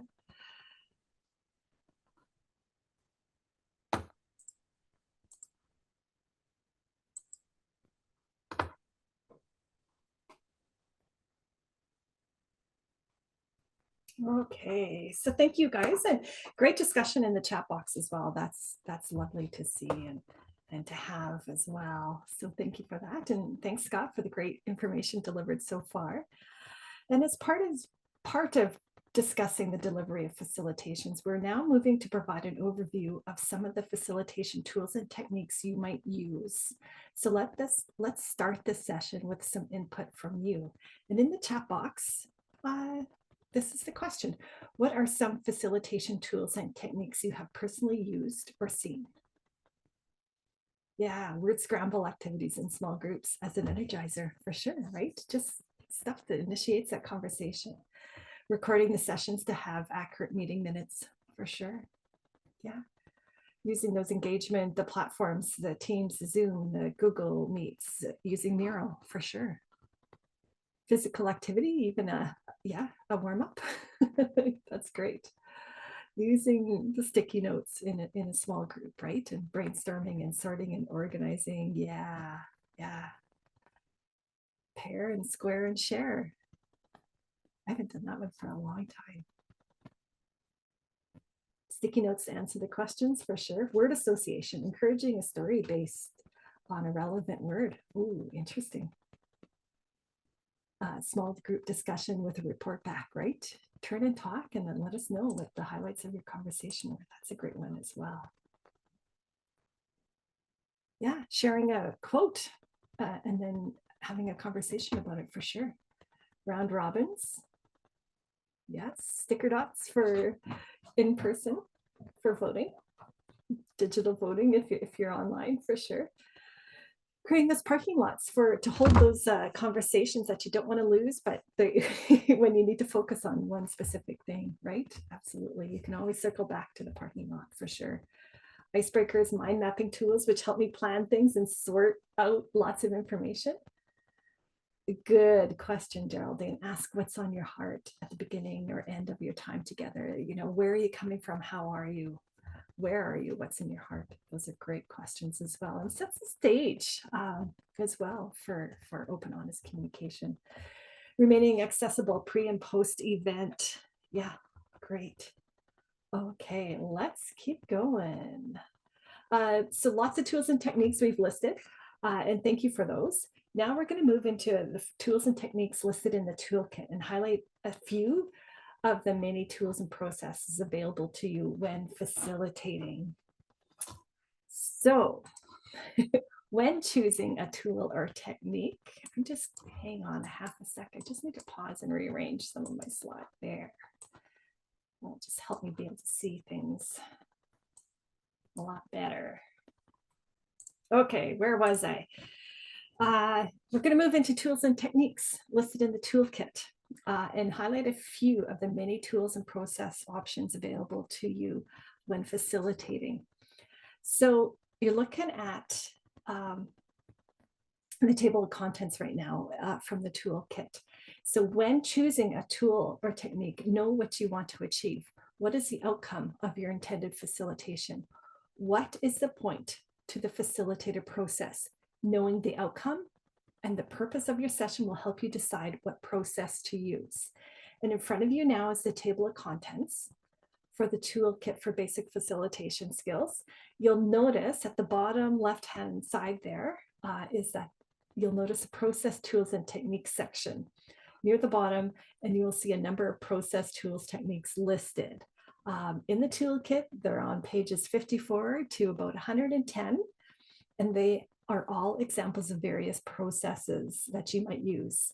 So perhaps a number of you took a peek at those before your session today. That was some optional homework as well. So, and you can have some imaginary bonus points if you did flip through and look ahead as well. So each tool and technique has benefits and drawbacks. In your toolkit, we have suggested when to use and when not to use each one, including the details on the steps to facilitate each process. And I'm going to pull up one of those right now. So this is the World Cafe. And as you can see for the World Cafe example, it describes what it is, when to use it, and when not to use it, as well as the steps to facilitate or lead it. And we don't have time today to go through each one. But what we did is we did group them together. So we have grouped the processes into themes to help you become familiar with them. And so the themes are, there's a whole grouping in here about recording and generating the information as well. And there's a whole list of kind of similar processes that are clustered around generating and recording information. And there's another grouping here about generating and sorting the information. So similar, but a little bit different because we're generating and sorting info. And then another group here about generating and evaluating, really helping with that robust thinking. Generally, these conversations, you know, the robust thinking is using it to do something else with the process as well. Number 4 is checking in with participants in groups. It's really, okay, how are you guys doing? And where are we right now? So just a quick check-in with groups and see how folks are doing. Number 5 is organizing information around time. And you know what? I kind of like these ones. It's a great way to organize information. And number 6, it's help with making a decision. Or help to make a decision, and that's the democracy decision matrix. Impact effort is also in there. And number 7 is kind of the others. They just didn't quite fit directly into a group, so we kind of left them on their own for now. So these are all in your toolkit. And also, before I move on, is that this slide is a version of a mind map or a spider diagram, which is number 2, and it helps generate and sort that information. And we're going to be talking about that one. I'll show it to you guys in a moment as well. And we're going to walk through each of these sections now, and they are grouped again into these clusters as well. So here we go. So there are techniques to quickly check in with participants. Sometimes you need to make sure participants are still with you, and a quick check-in is needed. A quick question like, are you guys with me? We use the chat box when we're online quite a bit with this, or how are we doing? Those kind of questions might be enough to ensure participants are still awake and are still with me and are still listening. In the toolkit, there's a couple quick check-ins that can be used, like the traffic light evaluation. It's really great to use. Traffic lights are really easy to understand, and you can quickly build it into your conversations. You know, are we a go or no go here? Are we red or green, or do we need to proceed kind of at the yellow level? We need to proceed with caution.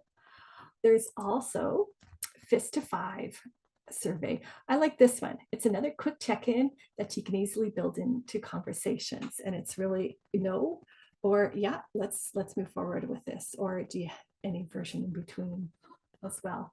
So again, for details of these processes, please check the toolkit for instructions and check out our website for some more demonstrations.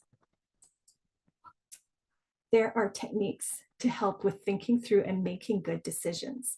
And these tools are useful for lessening the emotional influence associated with decisions. Gradients of agreement is one of the decision-making processes.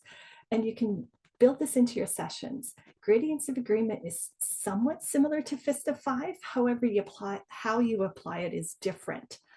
Most likely you apply it to a more formal, more important decisions, and maybe even a final decision as well. Another favorite is Dotmocracy.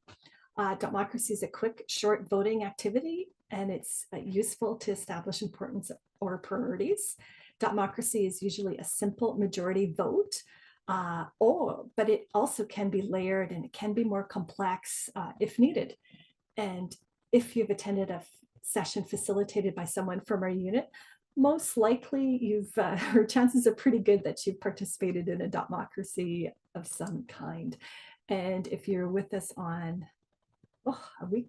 last Friday, our first session, there was a Dotmocracy in that one as well. Decision matrix, another great one. It does take longer to do than a Dotmocracy. However, in a decision matrix, you get to formalize the choices and measure or evaluate the choices or options against what's really important. This is a great tool to analyze and evaluate and measure information, and it helps to focus the thinking. And it's a good one. I've used it with groups that have they were funders and they had these community priorities, right? So how do we rate the applications coming in against what's truly important? And so a matrix was built for them, and it was a great way to use the tool. So there's impact effort matrix or impact effort grid. Another useful tool that lets you sort and process information into areas of high and low impact and high and low effort. Another one used in fundraising conversations. If we do this, and even to measure risk is another way to use this kind of grid as well. There are tools and techniques to generate and evaluate robust thinking. Processes around this and this area are tried and true processes like a SWOT. SWOT is short for strengths, weaknesses, opportunities, and threats. And just as a note and an extra thought and maybe some bonus points here is that we are delivering an online lunch and learning session about SWOT. This is going to happen February 27th from 12 to 1 p.m. And details and registrations are going to be put in the chat box now for that as well. And that's the online lunch and learning session for SWOT. February 27th starts at noon. You'll need to register again in the chat. It's coming up right away here. Okay, moving on. Another one that is similar to a SWOT is a past or a trends analysis. And PEST is short for political, economic, social, technology. And there's many versions of this process, and they might have different wording other than PEST. There's always lots of PISTO, and there's lots of other words for it. In my own work, though, I've added additional categories like environmental and education and voluntary sector trends as well, just to kind of flush out those conversations as well when we're doing scanning.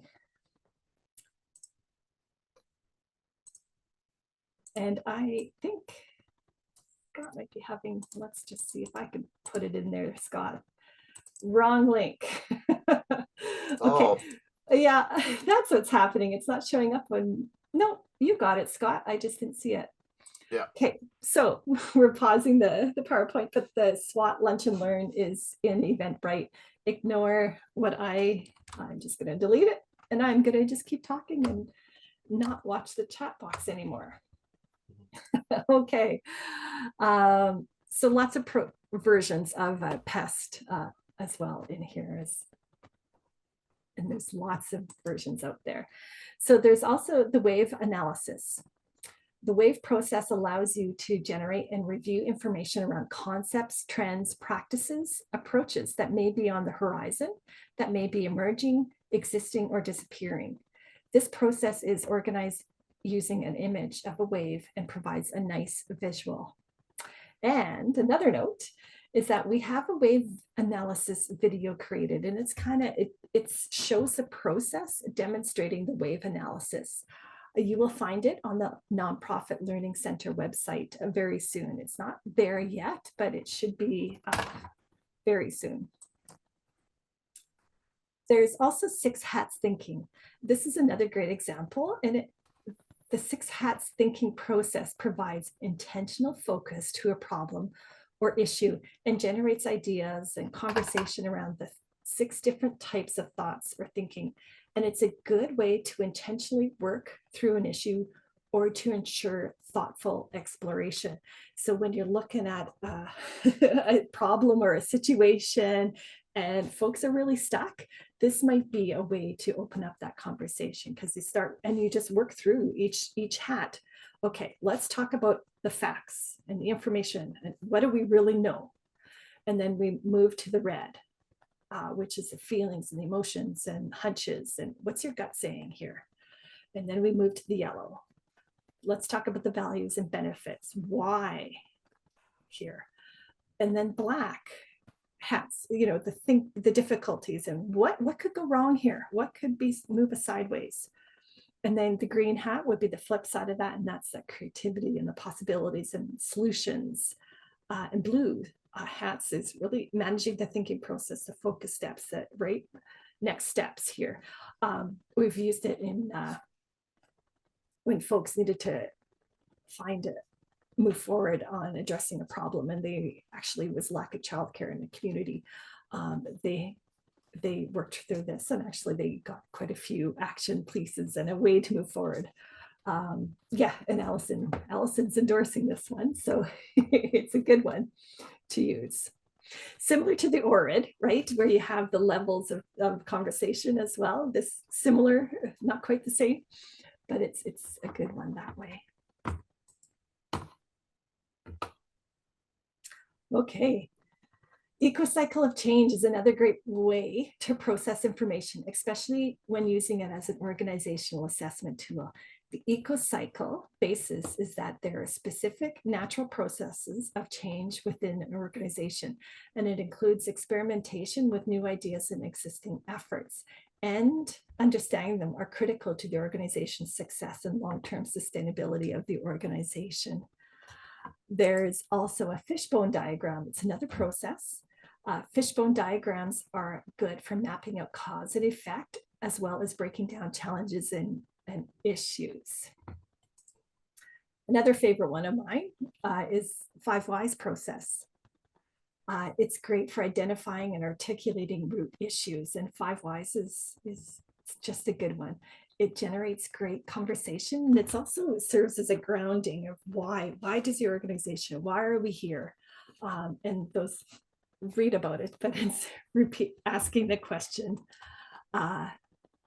You ask the initial question, whatever you reply here, you add paraphrase it with a why in front, and paraphrase, ask, repeat, and you're building on the levels of the questioning.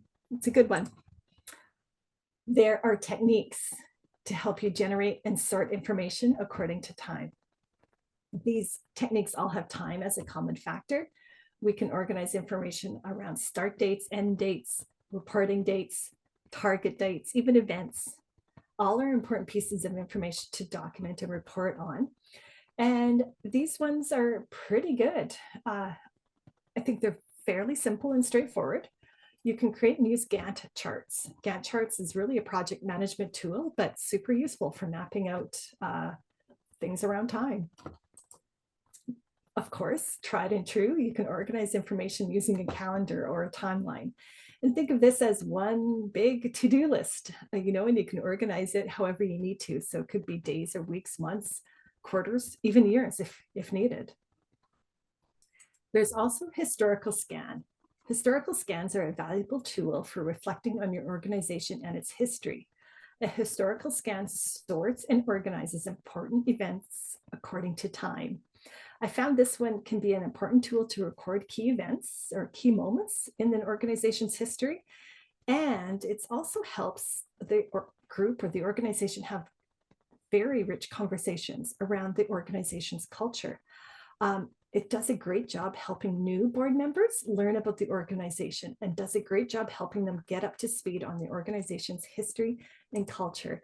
There's usually quite a bit of questioning once you get the scan built.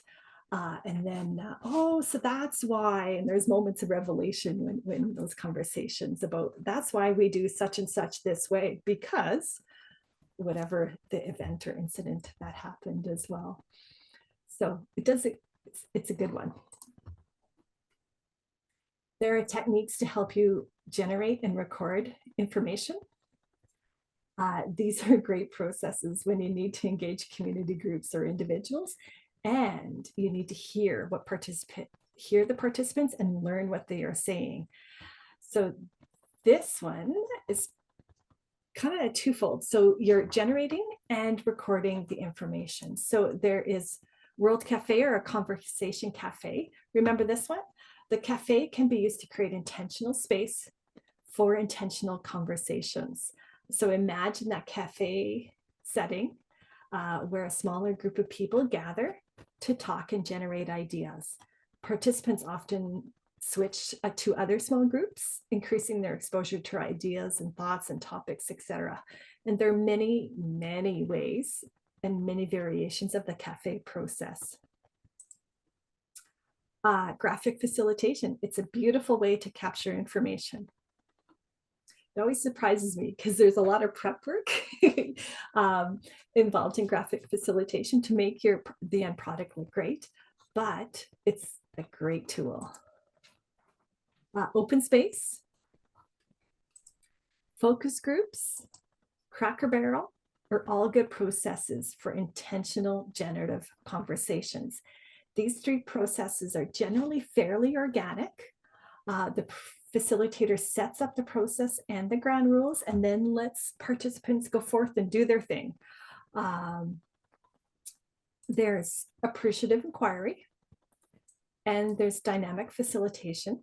Both are great ways to engage groups and to generate participant-provided information. Both appreciative inquiry and dynamic facilitation tend to have clear process steps associated with them. So a little bit more structure attached to them versus the open space of focus groups, etc. So finally, there are techniques to generate and sort the information. And so mind maps or spider diagrams are all part of this. I quite often use mind maps with nonprofit organizations when talking about funding. This way we can map out all the ways an organization raises its funds, For example, the incomes, so registration fees, is there rental income, is there gaming activities like bingos or casinos, have we sold some raffle tickets, etc. And just map it out and say, where are we heavy and where could we expand, or map it out and track the conversation that way.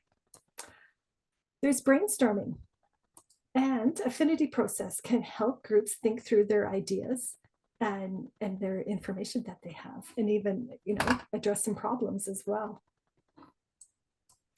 Consensus building card process. It's super useful to generate information and sort the ideas into themes and or consensus. So please see our other videos and information about consensus. We do have some pretty good information about consensus building on our website that you should check out as well. And Scott did cover consensus in the last hour or so. There's also magazine cover story. It's another great process. It includes a version of brainstorming and often can create a sense of a vision as well. And it's a good tool to use for sure. So this was a quick walkthrough of all the types of process tools and techniques in your basic facilitation binder. Soon our unit is going to have quite a number of videos of these processes, the processes that we have listed here and in the toolkit, and we will have them up on our Nonprofit Learning Center website as well. So sometimes a number of these processes can be combined together in a facilitated session. In fact, that is often what you will be doing when facilitating a group to meet the outcomes for a project that you're leading. Is that you're combining and you're picking and choosing the pieces and the processes. And the trick is to choose processes that best go together to help move the conversation and the group along and work towards achieving your outcomes that are intended for that session. The intent behind a process is to ensure that participants are using their time together wisely and that they are making progress. So we do have a 6-minute demo of how everything can be linked or stitched together here. So let's just pull this guy up and get it ready. And this video demonstrates a facilitated session of a group. The group is determining the desserts that they really enjoy eating. So imagine you have to feed a group of community development officers. And this is us trying to diplomatically choose a dessert that will satisfy the majority of us. So by the way, this is our own staff who are the participants in this group. And the facilitator is using 3 processes, and that includes the brainstorming, it includes affinity process, and finally dotmocracy, to determine the desserts that they like to eat the most.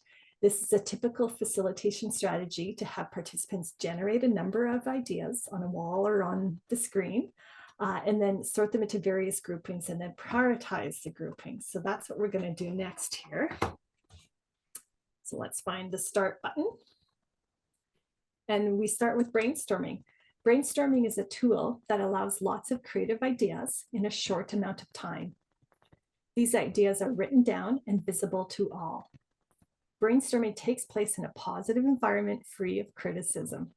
Brainstorming builds upon good, thoughtful questions. So do the work to practice and revise your open-ended questions. Brainstorming helps articulate the issues that need to be resolved. To start, you will need to create that space for a visible method of recording all the ideas that we're generating. So that's either on paper with index cards, something that you can move around, or in a program like Mural. The point, though, is that participants must be able to see their ideas. And the question again we're asking is, what desserts do you really enjoy eating? And in this process, again, you verbally repeat the question a few times to let it sink in. What desserts do you really enjoy eating? Participants are writing 1 response per square. They are answering with 1 dessert per note. Normally, we would have you keep generating their ideas until all ideas have been exhausted. But with the time constraints today, you're getting a snapshot of that process. And this does look and feel messy and chaotic at first, and that's okay. That's part of it. Here, you're simply getting all those answers and ideas out of your brain and get them onto the paper, and you're just collecting them. So trust the process here. Okay, and as you can see, responses are slowing down. And once all responses are written down, you're going to see that you begin with the sorting and the organizing ideas using affinity process. The affinity process is a tool that promotes thoughtful generation of ideas that are then grouped based on natural relationships between those items. So you're looking for similar two cards that are similar. Affinity process is useful for getting large amounts of ideas or data grouped. And it's great because it does not require long discussions, and it encourages the creative identification of many points or issues. Ideally, the facilitator would read the brainstorming responses and check for clarity. And you're going to do that by asking, are these stickies clear? Do we know what each square or sticky means? And are there any questions of clarity? That's a good one. Are there any questions of clarity?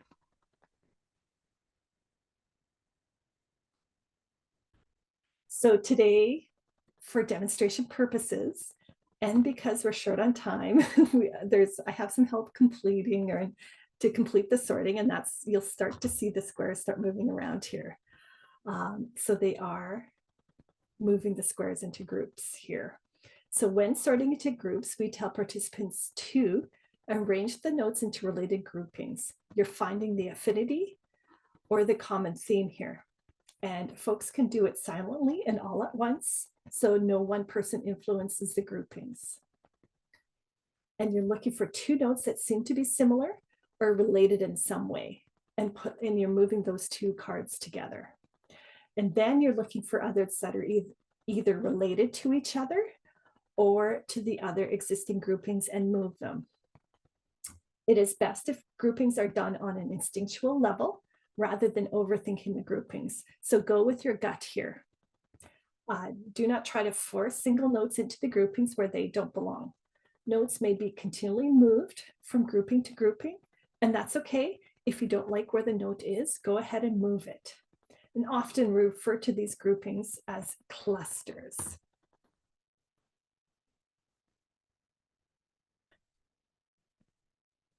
So I'm just checking the video and my time here. So you can start to see that there is some groupings, and they're kind of getting arranged into rows here. Okay, eventually you do have to talk to each other and have a conversation about what each group means, and check in with each other to make sure that the groupings are matching what you think they should be. So you're looking for a note in each of the grouping that captures the central idea that ties all the notes together. And this is referred to as the header. And it's helpful to make your header obvious. So right now, the circles that you see are the header.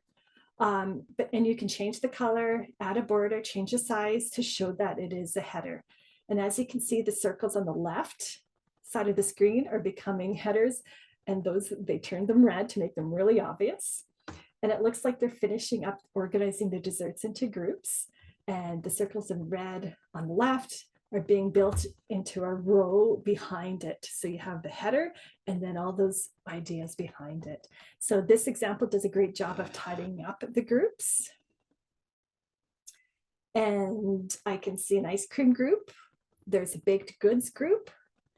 There's a pies. There's cheese-based group as well, and etc. So now that we have the groups named, we're moving on to the voting process called Dotmocracy. Dotmocracy is a fun, quick process to do. The process is very visual and involves everyone's participation. So I'm just going to pause it because now I'm behind on this. So let's just back it up a tiny bit. Okay. Process is visual and involves everyone's participation. It is useful for prioritizing a large list. It's quite fast and very effective to use. It can be used to identify where the group has consensus on and what they feel is important. It gives us information about how the group is feeling at the moment. And I quite often refer to it at this time. This is a snapshot of how we're looking and what we're thinking. So everyone must vote at the same time for this process to work the most effectively. And in this example, participants were able to use 2 votes, and they could vote on the red headers or the groupings only. So I'm going to turn it back on. I think I caught up. And this program automatically tallies up the votes per grouping and records each result, so it's very obvious. And so when everyone is ready, the facilitator can announce the results. And if you needed to know, the top 3 dessert groupings are cheese-based, pies, and ice cream. And so that's it. Thanks for watching the video. The original full video is on the Nonprofit Learning Center website as well. And now that we shared almost 20 years of facilitation experience, that's it for facilitation tools and techniques. And a reminder that all of these facilitation tools and techniques that we discussed and many more are in detail in your toolkit, and we highly recommend that you take a peek at them.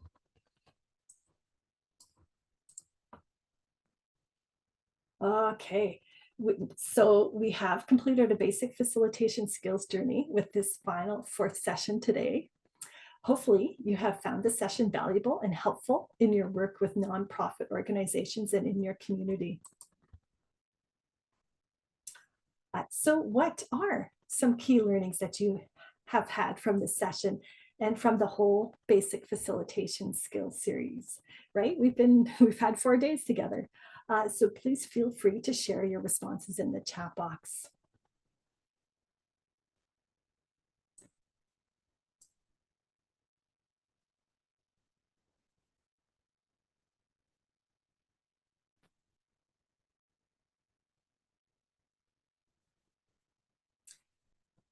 New ideas for online. Yeah, great new tools and techniques you have found. Ways to reach consensus. Great, thank you. Various tools that can help you fuel conversations. Yeah, reminded the tools that I haven't used in a long time. Yeah, wave analysis, eco-cycle. Verbal, nonverbal techniques. In what's in scope and what's out of scope, for sure. Consensus is on that spectrum, for sure. You guys, thank you for these. This is really appreciated.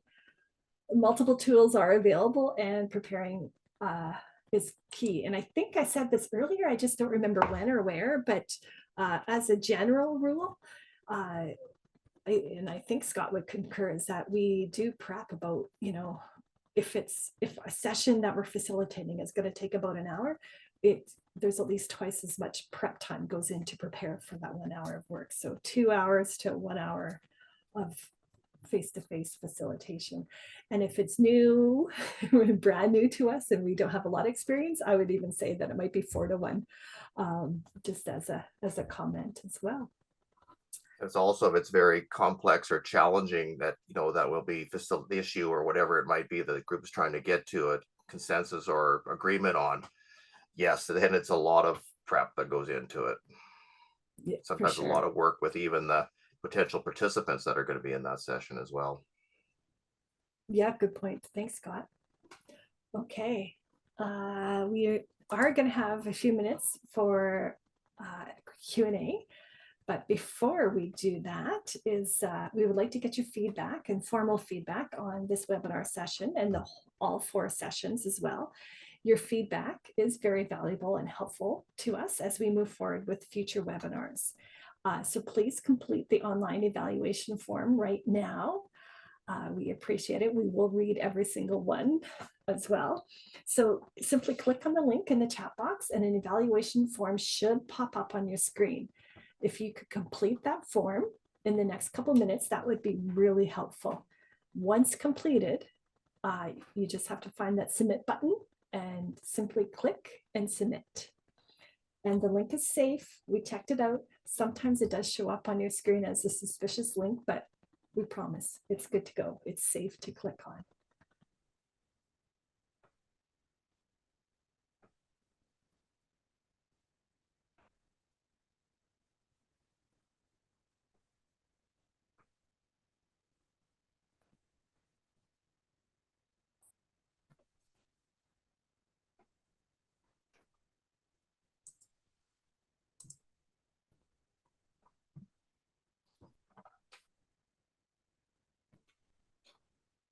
Okay, I'll wait another minute for you to get those evaluations in.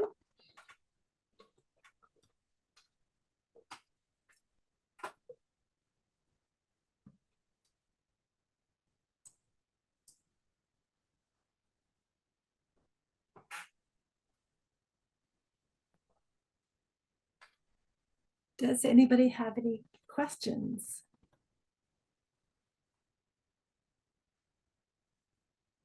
The chat box was a lot more lively today than other days with key questions as well. So if there's something that you asked and we didn't quite get to it, you can we're more than happy to answer it now as well.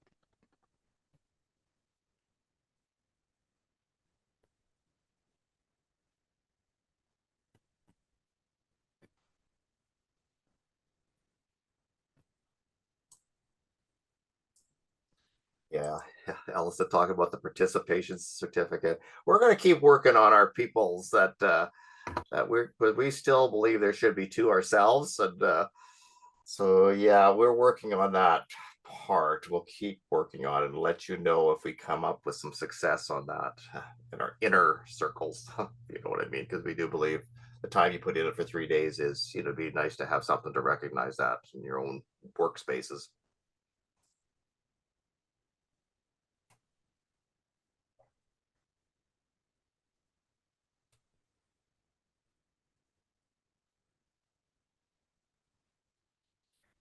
Well, I don't see any more questions. So maybe Scott, what we'll do is we'll kind of run through the closing pieces, but we will hang out here until for the next 9 minutes, just in case.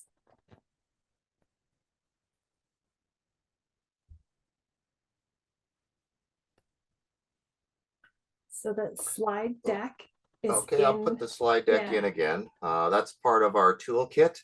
It's within the toolkit and slide deck. I'll put that link in again. You just have to click on it. When I put it in there, just click on it and it'll pop up. And then so you have to do, once it pops up, is then save it somewhere on your device, and then you'll have all the parts in it, because that includes the slides, the binder, all our resources that we have for the session. So just click on that toolkit and slide deck and save it in somewhere on your device.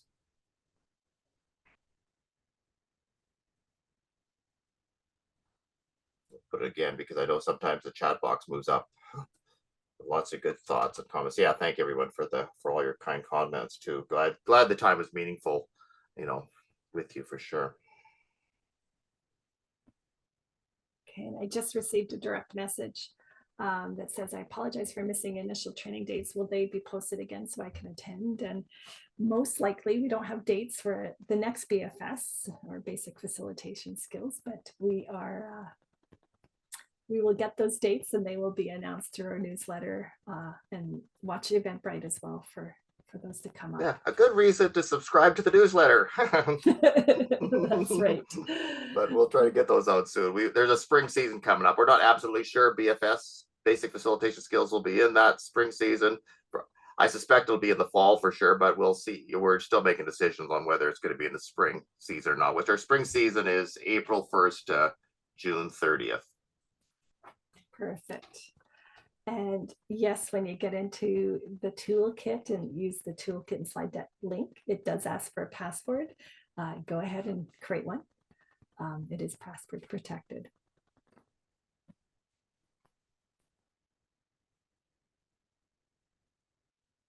Okay. If you have questions, we're here for a few more minutes, but let's just keep going and we'll just close out the session.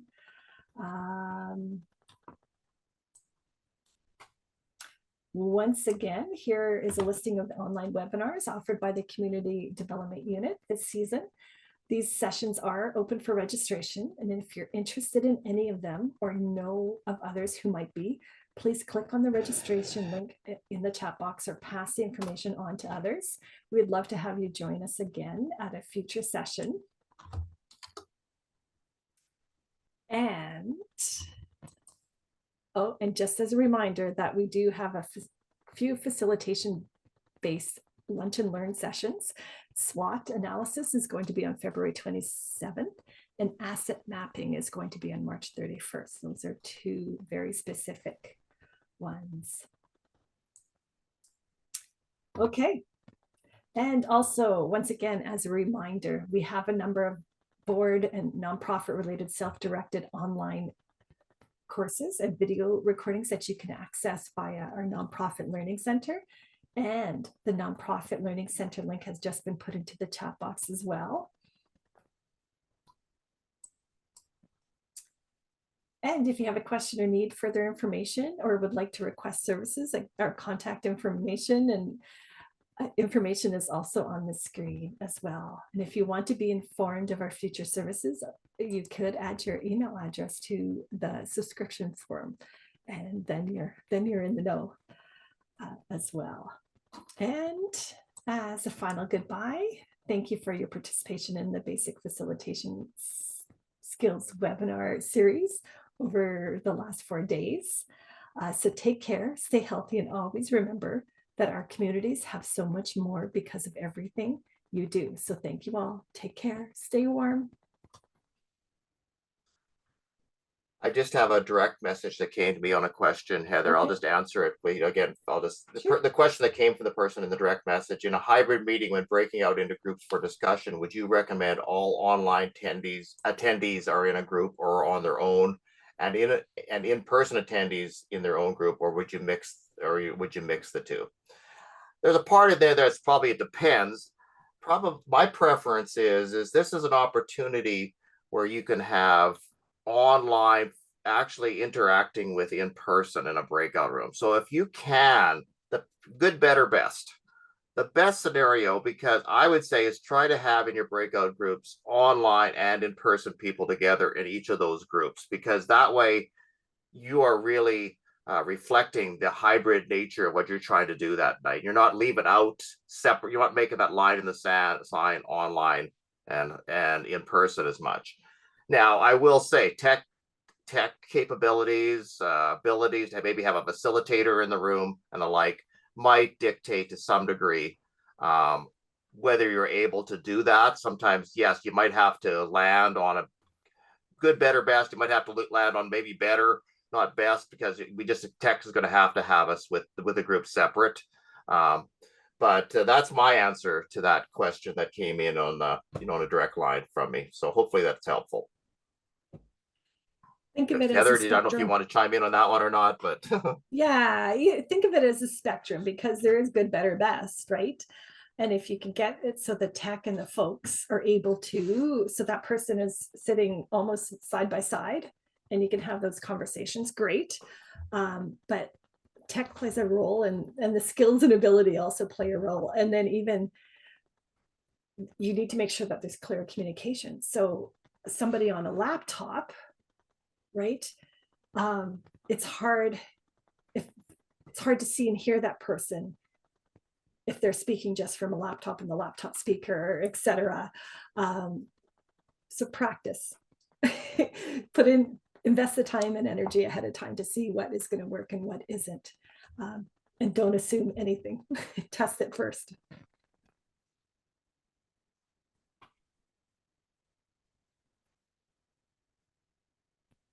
Any other questions? We're here for another 2 minutes. Yeah, that person that was on the direct line said that makes sense. Thank you. I really appreciated the 4 sessions. They were great. So yeah, hopefully, but I'm not seeing any other questions here. Again, yes, we're probably going to leave now, but thank you for your time, everyone, and good luck all ahead in your facilitation efforts that you'll be doing in your groups and your organizations. I think that is the work you do is, as Peter DeVos said, the work you do is really, really important in leading groups go through difficult, questions, challenges, efforts to move forward, and hopefully have some really good facilitation skills and tools and that you have now. You'll be able to help groups, not get stuck in difficult decisions. They'll be able to move forward, even though it might not be easy. It's still, like we heard, that facilitation is not easy. That first video, it's still really, really important. And thank you for the work you do out there, everybody.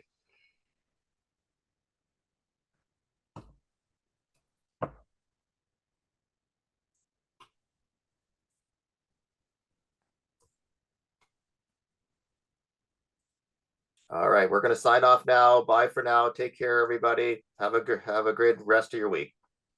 Thanks all.